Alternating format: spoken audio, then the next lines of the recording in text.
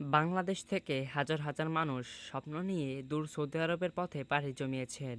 প্রতিটা দিন গরম ধ্বংসাত্মক, প্রতিটি রাত ক্লান্তির পর ক্লান্তি।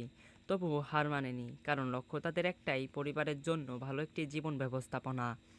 কিন্তু এখন সেই স্বপ্নই ভেঙে পড়েছে কর্মী ভিসা ফি বৃদ্ধির কারণে।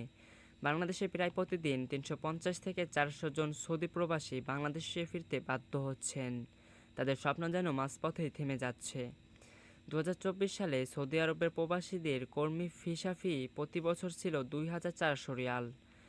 কিন্তু ২০২৫ সালের জুলাই মাসে সৌদি সরকারের নতুন নিয়ম অনুযায়ী প্রতি বছর একজন কর্মীর ভিসা ফি দিতে হবে ১১,০০০ রিয়াল, যা বাংলাদেশি টাকায় ৩,৬৮,৫০০ টাকা, যেটা অনেক প্রবাসী কর্মীর বার্ষিক আয়কেও ছাড়িয়ে যাচ্ছে।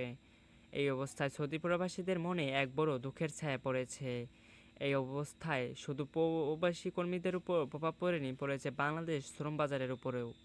সৌদি প্রবাসীদের এই দুরবস্থায় বাংলাদেশ সরকার কি তাদের সাহায্যের জন্য এগিয়ে আসবে? জানতে চাইলে চ্যানেলটিকে সাবস্ক্রাইব করে রাখুন।